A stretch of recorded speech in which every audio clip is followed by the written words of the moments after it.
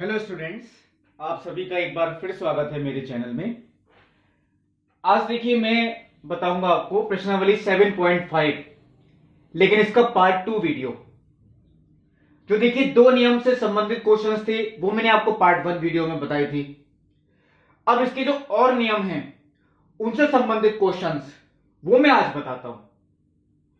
तो देखिए जो सबसे पहले नियम मैंने यहां लिखा, अब के बार देखिए आपको थोड़ा चेंज लगेगा। यहां पे ये दो ही गुणनखंड हैं, बस डिफरेंस ये है यहां पे एक गुणनखंड उसकी पावर तो 1 है और जो दूसरा गुणनखंड है उसका स्क्वायर है। पिछले वाले में ऐसा नहीं था, पिछले वाले में 3 होते थे तो तीनों अलग थे। यहां ऐसा मानिए आपकी एक तो ये अलग है और ये 2 मानिए, लेकिन वो दोनों सेम है।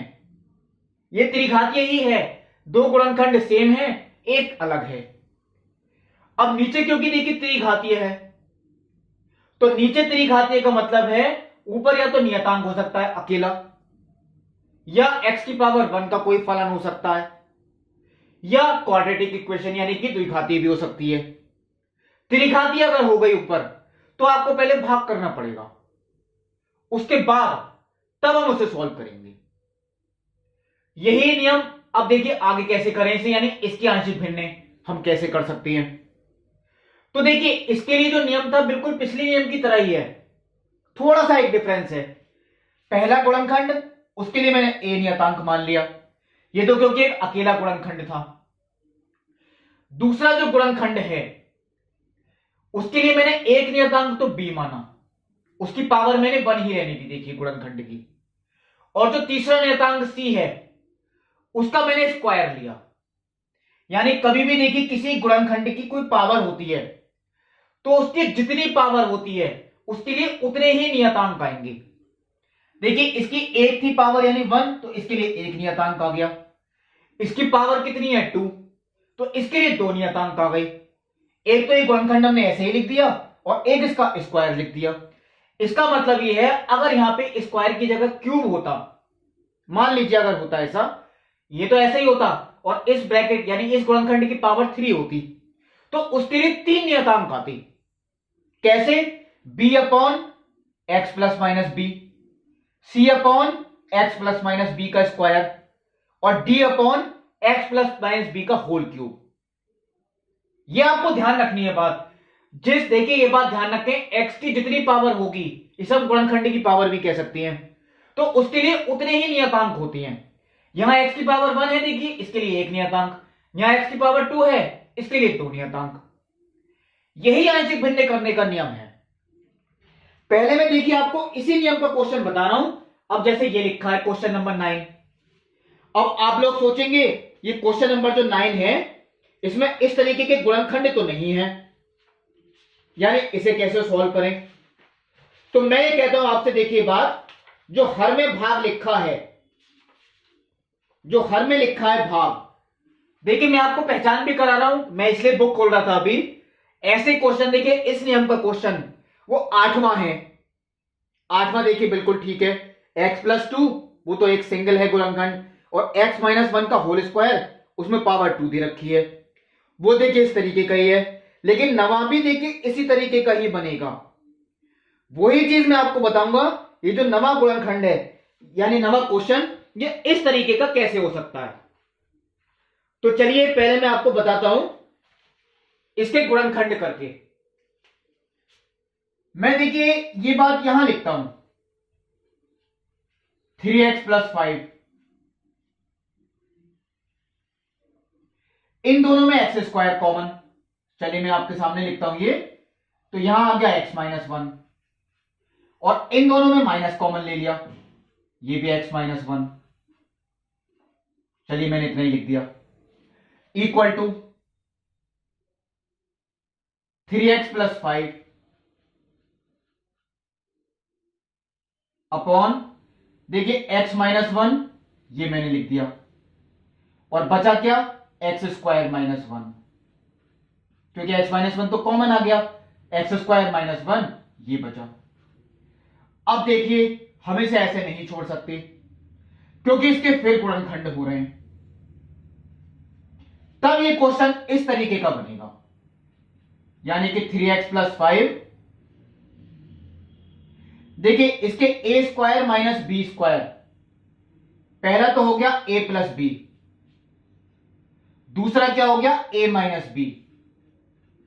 लेकिन x माइनस वन एक पहले भी तो है, इसके तो देखिए मैंने कर दिए x plus one x minus one, और एक x माइनस वन पहले भी है, ये स्क्वायर हो गया।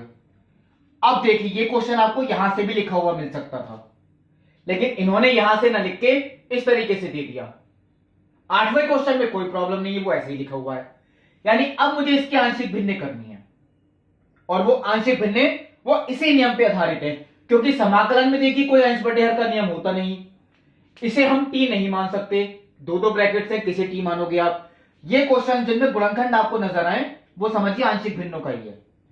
अब देखिए चलिए मैं इसकी आंशिक भिन्न आपके सामने इधर लिखता हूं, कैसे वो, चलिए मैं यहां लिखता हूं, यानी कि 3x प्लस 5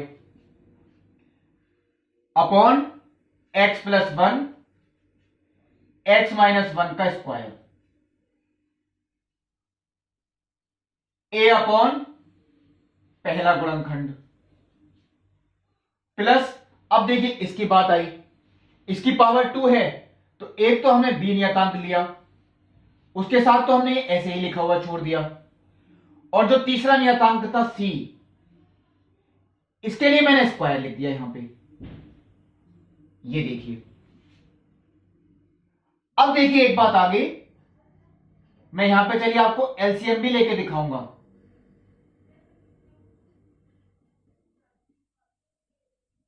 ये देखिए मैंने ऐसे ही लिखा हुआ रहने दिया। इसका अगर हम एलसीएम लेंगे x प्लस 1, लेकिन ये देखिए इसकी गुणा कर दिया आपने। अगर कोई कॉमन चीज होती है तो उसकी बड़ी पावर आती है हमेशा एलसीएम में, जो आप संख्याओं में भी करते हैं। तो यहां पे x माइनस 1 का स्क्वायर, ऐसा नहीं आप दोनों की गुणा करके क्यूब लिख दें, इसका एलसीएम यही आएगा, और ये एलसीएम कैंसिल भी हो जाएगा। मैंने चलिए कैंसिल भी कर दिया। अब x प्लस 1 से x प्लस 1 तो कैंसिल, तो a के साथ तो आ गया देखिए x माइनस 1 का होल स्क्वायर, प्लस b के साथ x माइनस 1 एक कैंसिल हो गया, क्या क्या बचे x प्लस 1 x माइनस 1, और c के साथ देखिए ये कैंसिल, तो c के साथ हो गया x प्लस 1। चलिए मैं ऊपर लिख देता हूं, यानी कि अब देखिए मैं दोबारा लिखता हूं 3x plus 5 equal to a into x minus 1 का square plus b into x plus 1 into x minus 1 plus c into x plus 1। ये आया देखिए। अब आता है मान निकालने वाली बात। जैसे मैंने आपको सिखाया था, या तो आप वही मेथड करें, पहले इनका वर्क करें फिर गुणा करें, एबीसी के अंदर समीकरणें बनेंगी, 3 समीकरणें बनेंगी, तीनों को हल करना पड़ेगा। नहीं तो जो मेथड मैंने बता रखा है, पहले मैंने इस ब्रैकेट को 0 के इक्वल रखा, तो x plus 1 is equal to 0, इसका मतलब देखिए यही तो हो गया, x इक्वल टू माइनस 1 रखने पर। चलिए अगर मैं x की वैल्यू माइनस 1 रखता हूं तो 5 माइनस 3 2 आएगा। x की वैल्यू अगर हम माइनस 1 रखें, चलिए मैं यहां रख के दिखा रहा हूं, तो माइनस 1 माइनस 2 और माइनस 2 का स्क्वायर 4। x की वैल्यू माइनस 1 यहां रख दें तो माइनस 1 प्लस 1 0, ये पूरा 0 हो गया। चलिए प्लस के 0, और माइनस 1 प्लस 1 0, ये भी 0 हो गया। तो 4a इज इक्वल टू 2, इसका मतलब क्या हो गया, a is equal to 2 upon 4, तो a की वैल्यू ये आ गई 1/2। क्या गया देखिए, इसमें कोई समीकरण की जरूरत नहीं पड़ी। अब देखिए हम इसे 0 के इक्वल रखें तो ये दोनों एक ही बात हो गई। हम चाहे इसे 0 के इक्वल रखें चाहे इसे 0 के इक्वल रखें, x की वैल्यू तो 1 ही आएगी। ये बात आप ना सोचें कि इसे अलग रखना है इसे अलग, दोनों से सेम आएगी देखिए x की वैल्यू, और वो कितनी आ रही है 1। अब चलिए मैं रखता हूं x इक्वल टू 1। अगर x की वैल्यू 1 रखें तो 5 प्लस 3 8, रखनी देखिए इसी में ही है। चलिए मैंने टिक कर दिया है। x की वैल्यू 1 रखी, 1 माइनस 1 0, जीरो का स्क्वायर जीरो, जीरो इंटू ए जीरो हो गया। चलिए मैंने यहां लिख दिया जीरो, प्लस 1 माइनस 1 जीरो, ये भी जीरो हो गया। 1 प्लस 1 2, ये 2c, तो 2c is equal to 8, c is equal to 4।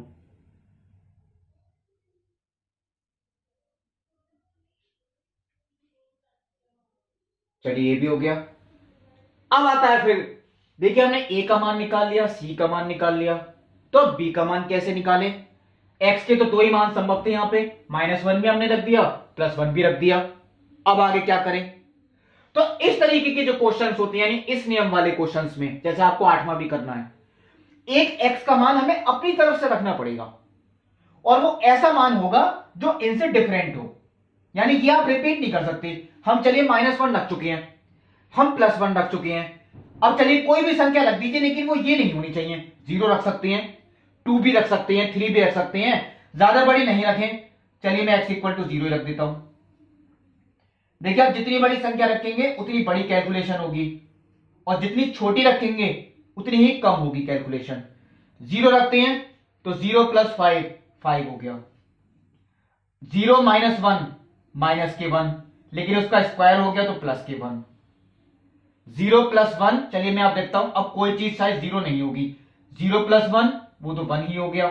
0 - 1 -1 plus c into 0 + 1, यानी वो 1 हो गया। अब आता है आगे सॉल्व करने की बात।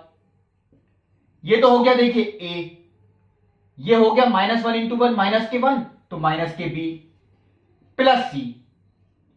बहुत सिंपल है, दो मान तो हम इसमें निकाल चुके हैं। कौन कौन से, a का मान देखिए 1/2, b हमें निकालना है, और c का मान कितना है 4। तो अब हमारा b का मान ही निकल के आएगा, वही हमारा आंसर भी है b का।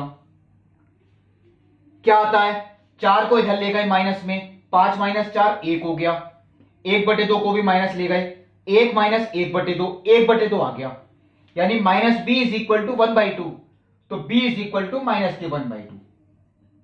अब ये देखिए बिल्कुल सही है, मैंने तीनों मान निकाल लिए। अब देखिए मैं दोबारा क्वेश्चन कॉपी नहीं करूंगा, आप लोग भी कोशिश करें दोबारा कॉपी नहीं करना पड़े, इसे आप यही छोड़ दें, और जो आंशिक भिन्न है वो आप दाईं तरफ करके दिखा दें। बोर्ड की कॉपी में काफी जगह होती है, आप कर सकते हैं। तो चलिए अब मैं आगे करता हूं। हमने इसे देखिए इस तरीके से ब्रेक किया, तो देखिए अब मैं आपके सामने मान रख रहा हूं, a का मान 1/2 बटे x + 1,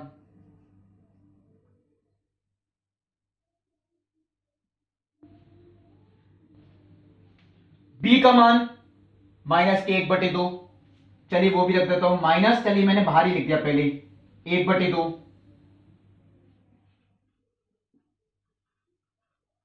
और c का मान 4 बटे x - 1 का स्क्वायर।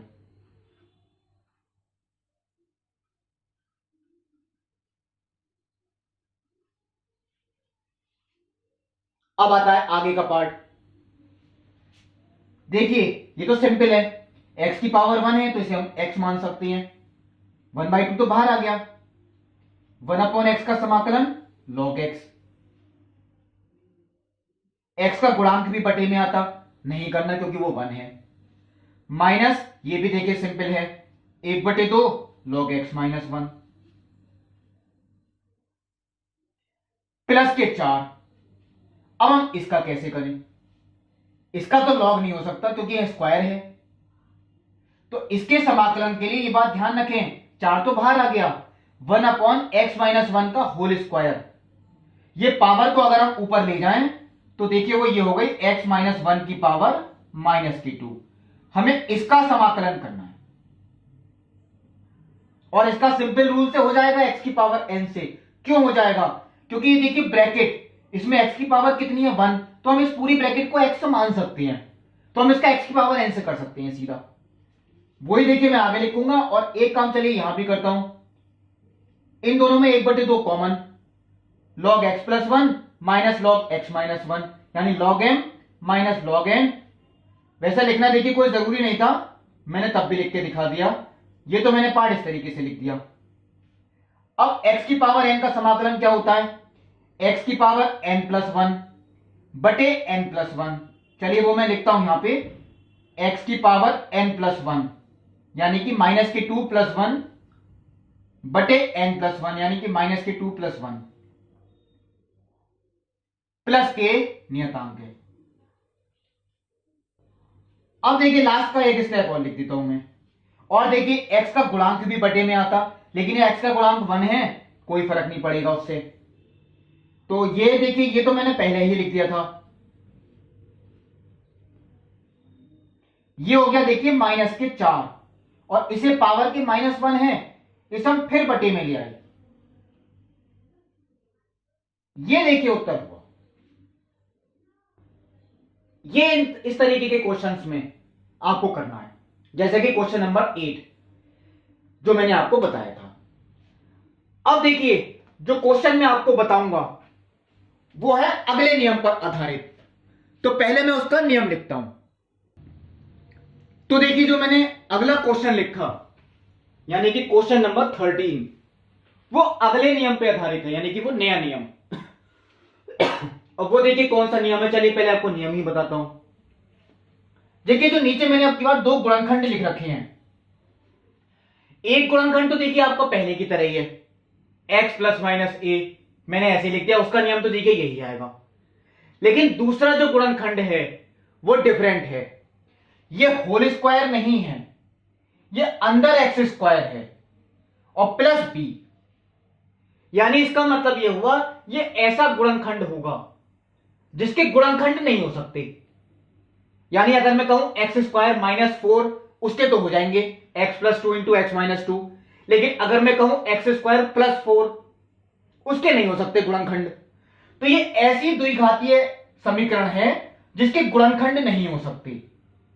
ये तब आपको नियम अप्लाई करना है। ऐसा क्वेश्चन देखिए 13 है, ये तो ठीक लिखा है देखिए, लेकिन ये इसके गुणनखंड तो हो ही नहीं सकते, इसमें ये नियम अप्लाई हो जाएगा। और एक क्वेश्चन है इस तरीके का बुक में, वो है 7th क्वेश्चन। 7 में भी देखिए ऐसा ही है, एक गुणनखंड तो ऐसा ही है और एक दूसरा जो है उसके आप गुणनखंड कर ही नहीं सकते। यानी एक ऐसी द्विघातीय समीकरण है जिसके गुणनखंड हम नहीं कर सकते। ऐसे क्वेश्चंस में यह नियम अप्लाई करना है।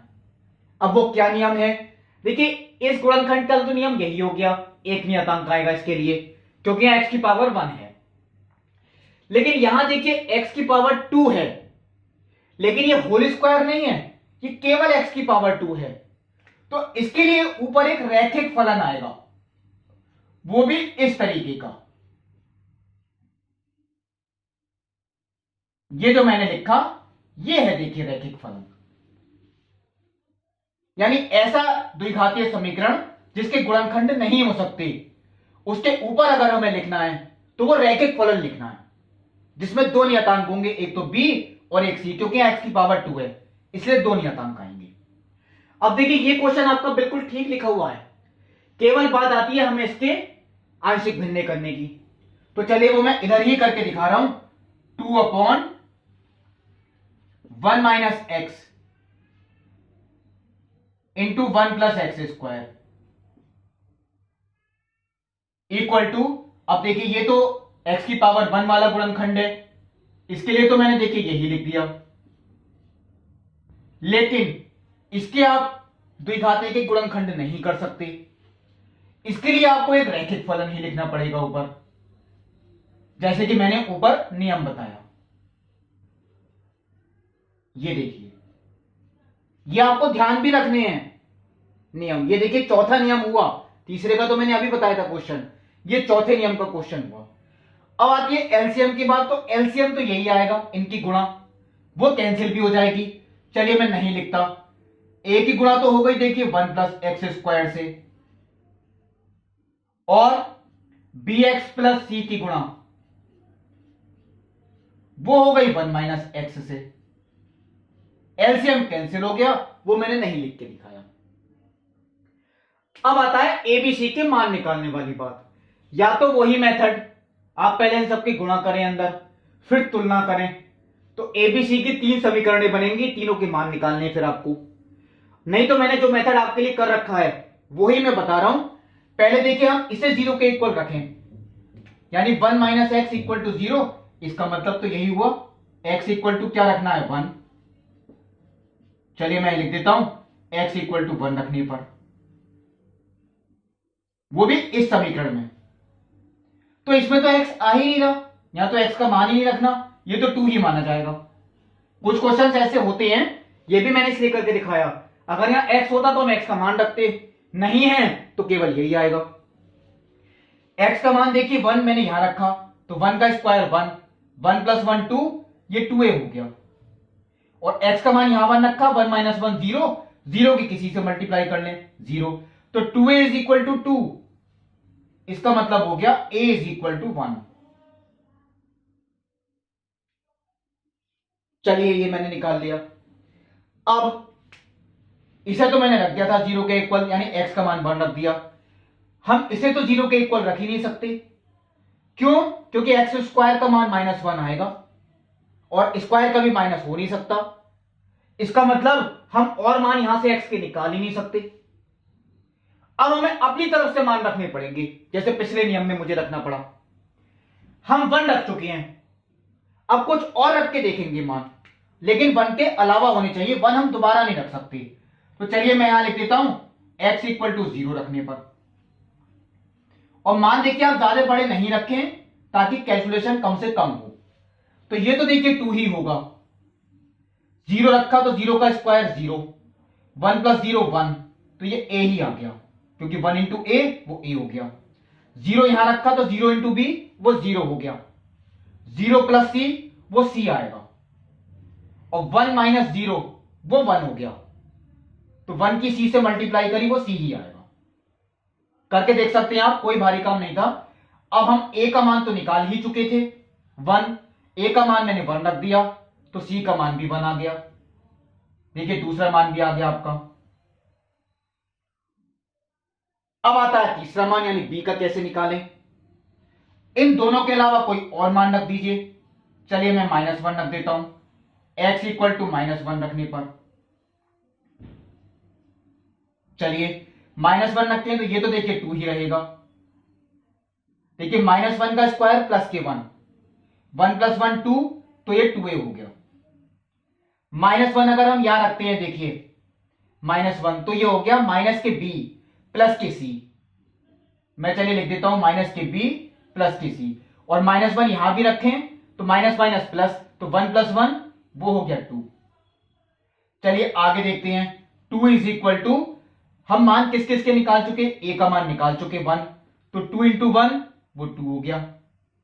और किसका निकाल चुके, प्लस, देखिए c का निकाल चुके, तो माइनस के b प्लस के 1 इंटू 2 भी है बाहर, ये 2 माइनस में आ गया, यानी ये 2 से 2 तो कट गया, इधर तो 0 ही बचा, इक्वल टू हमारे पास बचा 2 इंटू 1 माइनस बी। ये 2 भी अब बटे में आ गया, तो b की वैल्यू 1 आ गई, क्योंकि 1 minus b is equal to 0, इसका मतलब b इज इक्वल टू 1। ये भी आ गया, देखिए b की वैल्यू कितनी आ गई, 1।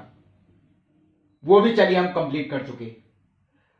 अब आता है, देखिए ये क्वेश्चन तो यहीं से स्टार्ट था, मुझे केवल आंशिक भिन्न करते हुए लिखना है इसको।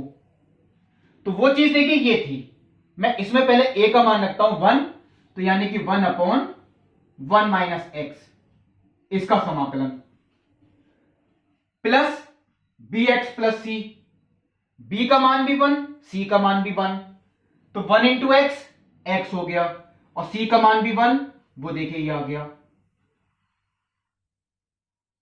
Upon x square plus 1।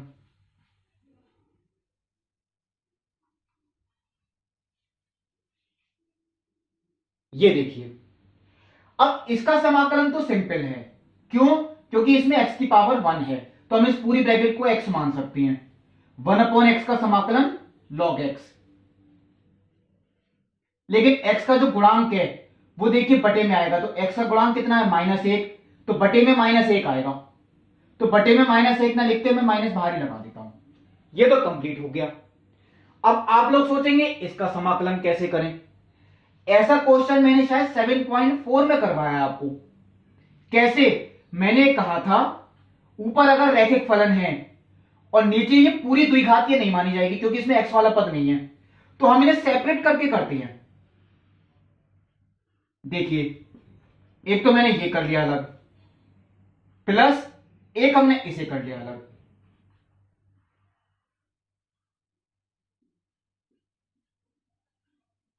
ये देखिए,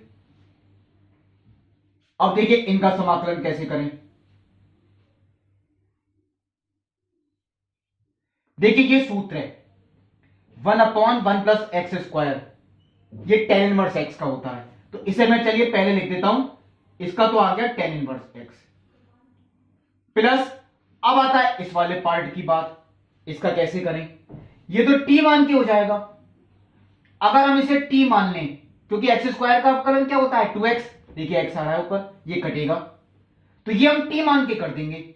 अगर हम एक्स स्क्वायर प्लस 1 को t मान लें, तो देखिए मैं यहां लिख देता हूं, आप लोग समझ जाएंगे। X square plus 1 equal to t, 2x equal to d t upon d x. तो dx की वैल्यू कितनी आ गई, dt अपॉन 2x।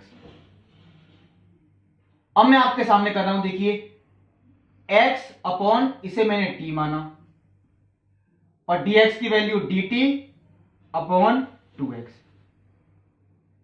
x से x यहां पे कैंसिल, 1/2 हमने बाहर लिख दिया।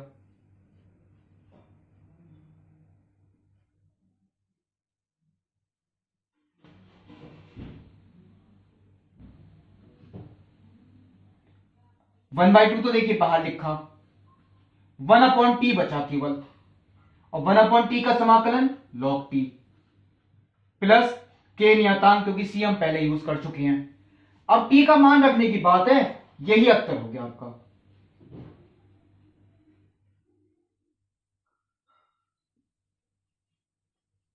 यानी 1/2 log, देखिए t का मान कितना है, एक्स स्क्वायर प्लस 1 प्लस की, ये देखिए उत्तर हुआ आपका।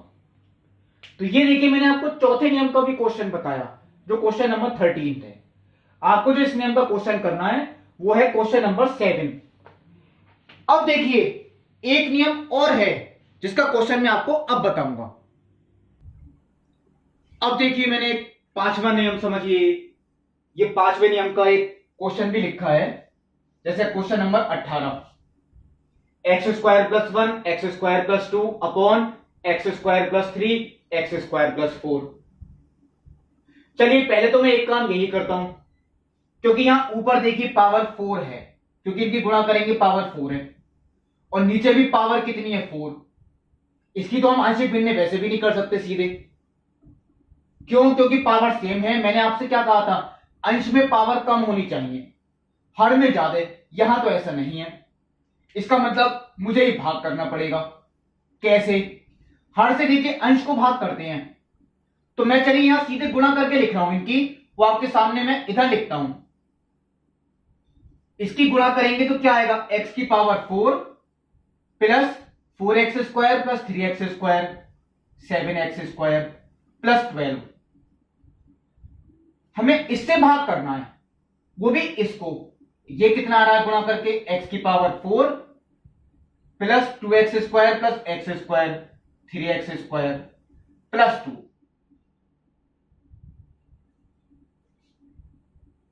इससे हमें इसे करना है भाग, तो देखिए पहले भाग एक बार ही जाएगा, x की power 4 plus 7x square plus के 12।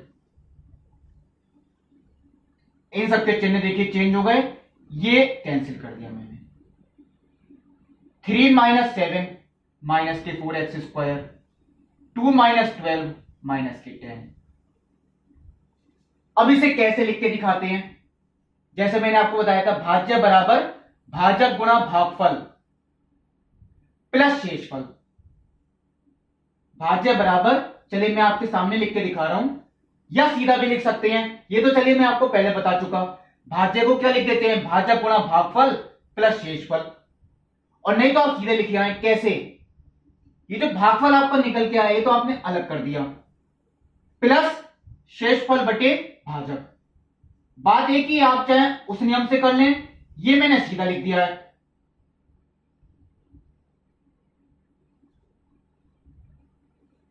ये देखिए उसमें एक स्टेप ज्यादा होता है, यहां मैंने सीधा लिख दिया, आप ऐसे लिख सकते हैं सीधा, भागफल प्लस शेषफल बटे भाजक इक्वल टू, तो वो यही आएगा। अब देखिए इसे हम आगे कैसे करें, चलिए देखते हैं। ये 1 का तो हम समाकलन कर सकते हैं क्योंकि 1 तो बिल्कुल अलग हो गया। 1 का समाकलन तो हो गया x। इसमें अगर मैं देखिए माइनस कॉमन ले लूं, चलिए मैंने यही किया, तो ये माइनस देखिए वो यहीं आ गया, तो माइनस मैंने यहां लगाया। अब ये क्वेश्चन हमारे पास इस तरीके से बचा, और इसे मैंने वापस गुणनखंड के रूप में लिख दिया।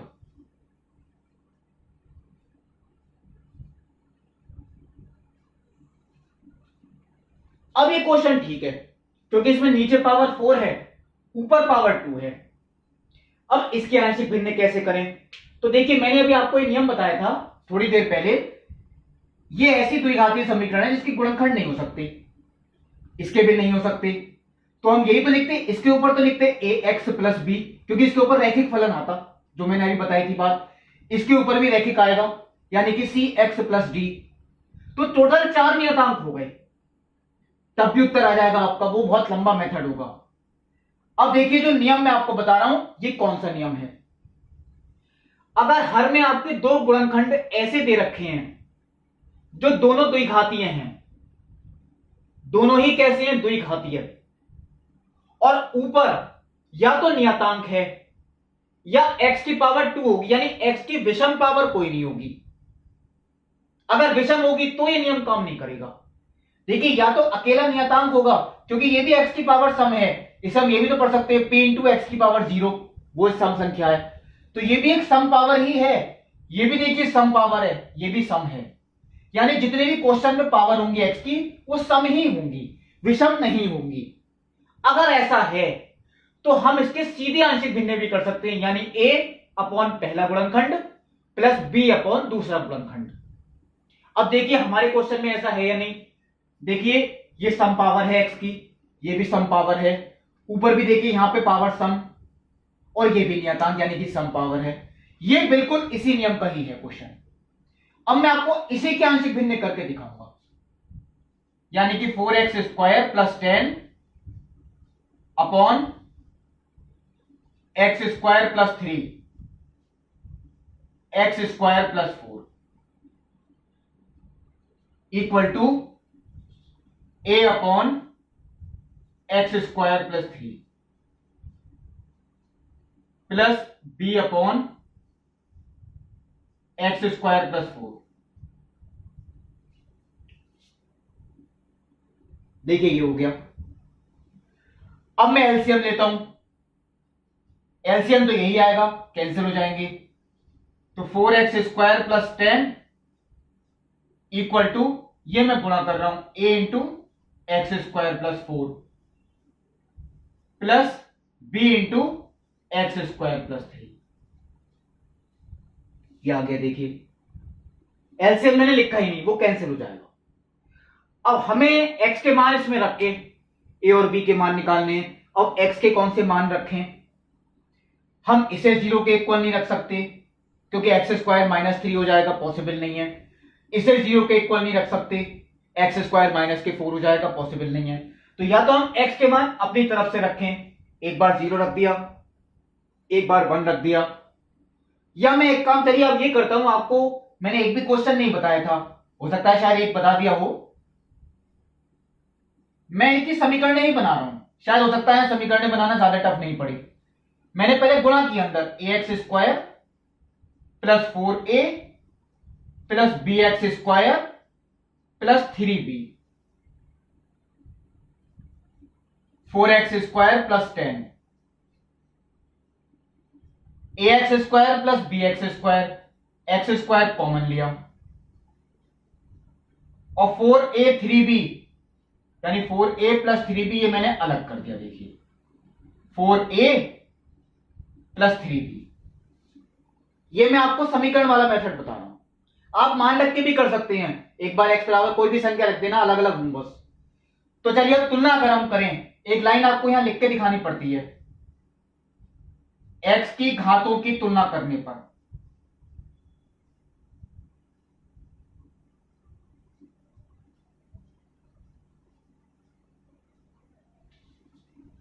क्या होगा, चलिए वो देखते हैं।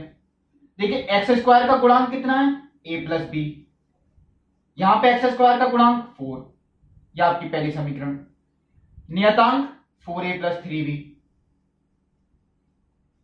और यहां पे नियतांक कितना है 10। यह आपकी दोनों समीकरणें आ गई। अब हमें इन्हें हल करना है, और इन्हें अगर हम हल करें तो चलिए मैं सीधा लिखता हूं। ए का मान मेरे हिसाब से -2 आ रहा है, और बी का मान आ रहा है 6।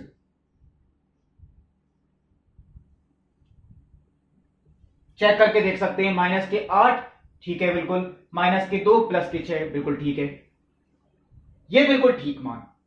अब मैं इसको आगे कंटिन्यू कर रहा हूं। x माइनस, चलिए मैं बड़ी ब्रैकेट लगा देता हूं क्योंकि यह माइनस भी था। इसको हमने इस तरीके से ब्रेक किया, a का मान -2 अपॉन x² + 3। ये देखिए हमने फलन को ब्रेक किया है, समाकलन नहीं, इसलिए समाकलन का चिन्ह तो आएगा, समाकलन तो हम अब करेंगे। प्लस ये तो हर क्वेश्चन में देखिए था, हम तो सिर्फ ब्रेक करते हैं, ये समाकलन तो बाद में होता है। b का मान 6 हो गया, तो b का मान 6 बटे x² + 4।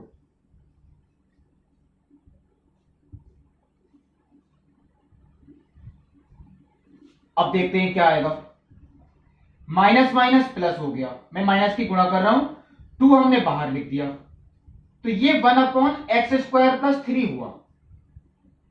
चलिए मैंने ऐसे लिख के छोड़ दिया, और माइनस की गुणा करें तो यह आ गया -6, ये हो गया 1/x² + 4। हमें अब इनके समाकलन करने हैं। अब आप लोग कहेंगे इसका उत्तर लॉग आ गया, बिल्कुल गलत।